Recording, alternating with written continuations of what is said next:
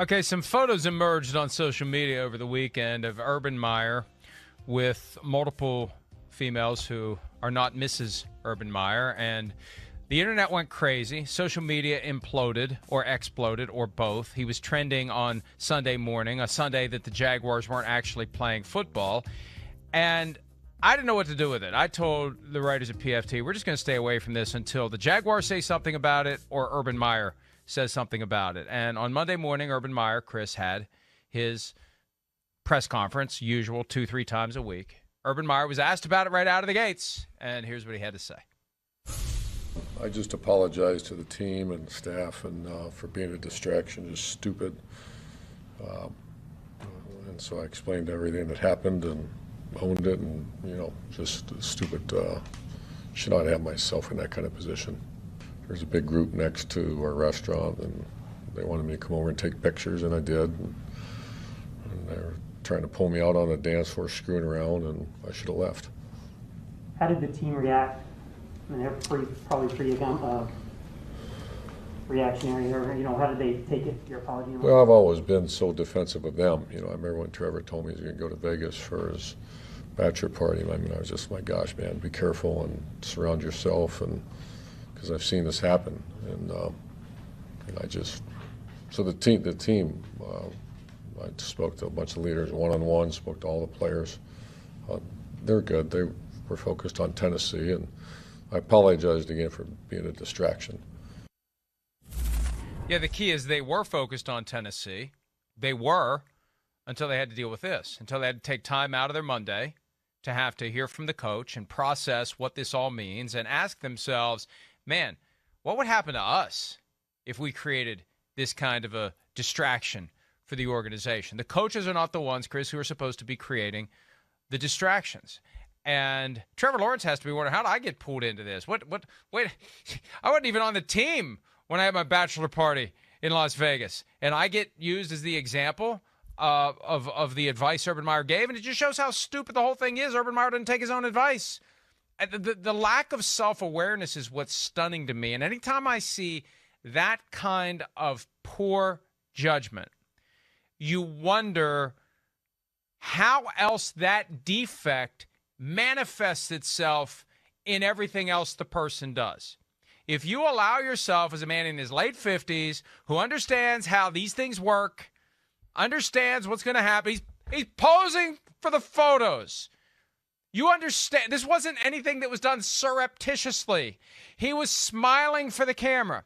If he's not able, at that age, to make the connection from point A to point B to point you're sleeping out in the street for a month, if not longer, and you're creating a mess for your team, and this is not going to go away quietly, and it's going to be a big deal. If you can't figure that out, what other stuff is going wrong with your team that isn't obvious?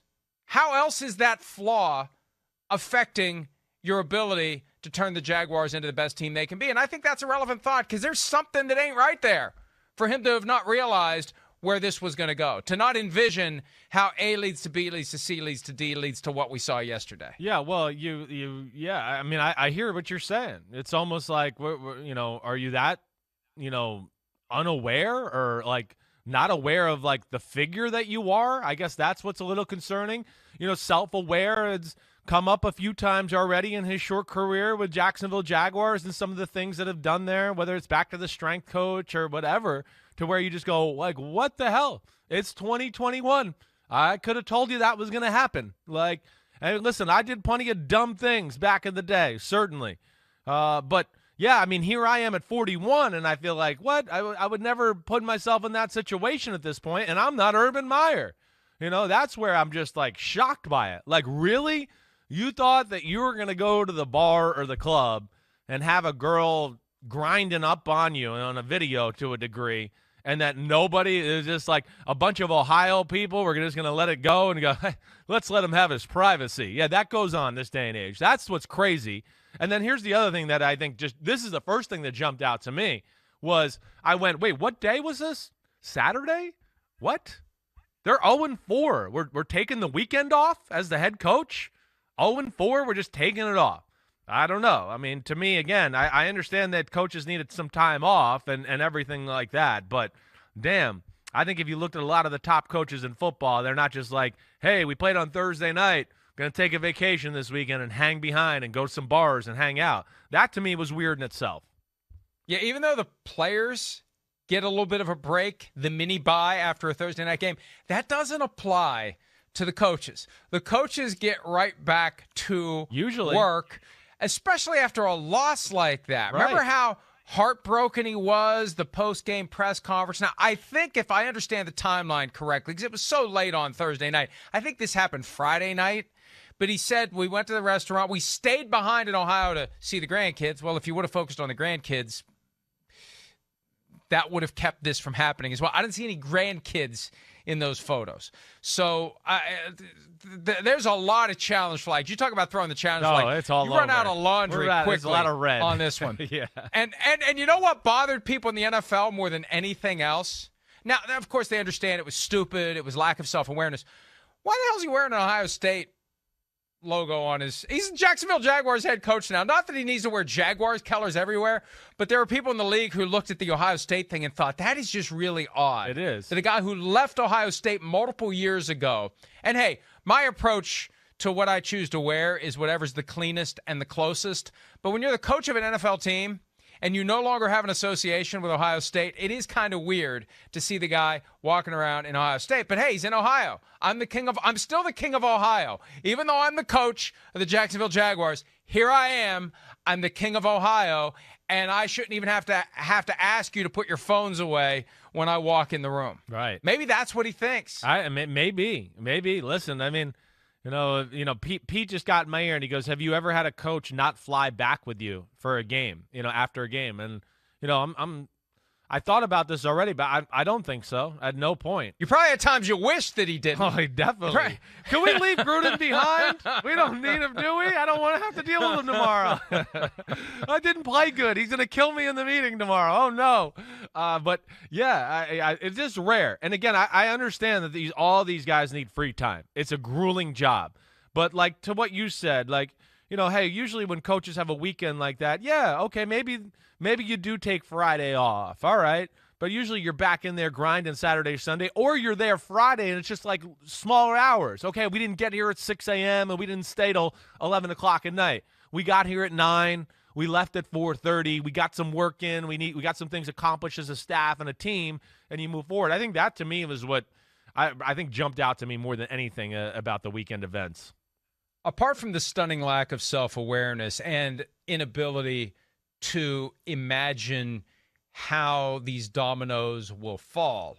Apart from that, I almost feel like Urban Meyer is determined to not be so wrapped up in coaching, to not hold on to everything so tightly like a Bill Belichick does. That Meyer decided, if I'm going to do this, I'm going to do this. I'm going to try it this way. Right. I'm not going to be completely and totally obsessed with it because that didn't do me any, good service in Florida or at Ohio State. I'm not going to get wrapped up in it. I'm too old for this stuff. I think I can be successful without being fully and totally obsessed with it. You're going to find out that doesn't work. There's a reason why Bill Belichick grinds and grinds and grinds all the time and is working and is working and is planning and is scheming. I don't mean that in a pejorative way, but he's always trying to come up with an edge because it's all so close at the NFL level. You need that stuff to force it your way in a key moment. And I just, I thought the talk after week 2 about USC and Urban Meyer won't last. This is way too premature. But after what's gone on so far this season and after what happened this weekend, I will be stunned if he's still there next year. Wow. Whether he gets fired or whether he quits, I don't think he's going to be there next year. Barring a dramatic change in events, I don't think he's going to be there. Wow. I hear you. I don't know. I didn't. I haven't thought about it in those terms, but certainly some shaky things have happened this year. There's no doubt. I still have faith in Urban Meyer in a lot of ways. I do. We've seen little snippets in every game where you go, damn, the team's got it going. The game plan's right. They are young. And there's, mistakes to be made. We saw a little bit of how good they can be a little bit on Thursday night, even though it kind of fell apart there in the second half. But, I'll be interested to see where it goes, Mike. Certainly, I understand your reasoning or thought there behind that. This is all still fresh and new, and it's hard to have full perspective on it as the events are still at this stage. But look, I look at it this way. And I never want to delve into someone's personal life. It's personal for a reason. But, Chris, you and I think, can bring to the table a very important perspective. When you have a spouse, a life partner, somebody who has to deal with all the crap that we throw at them because of how hard we work. Well, right. How hard I work. You're different. You only work 3 days a week. But I'm kidding. But, it's demanding. Right. And it's stressful. And we're in the public eye. Yeah. And there's constantly that low level of, oh God, what's he going to say next? What's he going to do next? They carry that around. And they have to be ready to defend us, and they have to be ready to deal with the dumb stuff that we do and the criticism that we get the 98% of the time that we don't even deserve it. There's a background noise that you have to tolerate. Yeah. So then you throw on top of it right. something as stupid as what he did, and as directly to the heart of that relationship that he's had with his wife. I'm telling you, the statement's going to go along the lines of, it's more important for me now at this time to work on my family. And he'll be right when he says it. Yeah, it's not worth it. Yeah. If your wife's not all in with that kind of a job, because right. what we do is demanding here. What a head coach in the NFL does is demanding insane. here. Right. If your wife's not all in with it, it's falling apart. It's imploding. It's over. It's done. That's why I say it's going to be a stunner if he's there next year. Yeah, listen, I get your point 100% there. Hopefully he can rectify the situation. I'm not rooting against them in any way, but you're right. It's hard enough to be the spouse of a NFL head coach, let alone when you got public stuff like this that now you have to deal with. And that's tough on his whole family, and I'm sure they're having a lot of talks with Dad right now. And let me tell you, here's the other side of it, too, and this is the last thing I'm going to say about it. This is part of the reality because I'm trying to see it from the perspective of the person who has the most direct and constant influence on Urban Meyer every day, every day, every day. We can't understate how important that is. There's a fundamental difference between being the wife of Ohio State coach Urban Meyer and the wife of Jacksonville Jaguars head coach Urban Meyer. Because at least at the college level, and this is what I think Nick and Terry say, and they like, king and queen of Tuscaloosa. Right. It's just the king of Jacksonville. There is no co-partner type of a thing. It's different at the NFL. No, you're not recruiting players. Town. Right, exactly. Right. You don't have to have relationships with moms. Much more central role at the college town than at the NFL town, and that's going to be part of this too. Yeah, I think. Agreed, Mike. Agreed. I mean, listen, I could speak to Mac Brown. His wife is great, Sally Brown. I mean, she was the best. Part of the reason a lot of kids went there, it made me feel comfortable about going there, just knowing, hey, there's a normal person I could talk to, and if I don't want to talk ball with Mac, I could talk to her, and she actually seems like she cares about me. There is. It's a totally different lifestyle. College and the NFL, not even comparable for players or coaches. Now, that's your perspective on the relationship with Sally Brown. I'm sure she would roll her eyes and say, oh, here comes that pothead again. I was just dabbling then. I was only dabbling. I wasn't a full-fledged pothead. Hi, I'm Mike Tirico, and thanks for watching. Make sure to hit subscribe for the latest news and highlights from NBC Sports.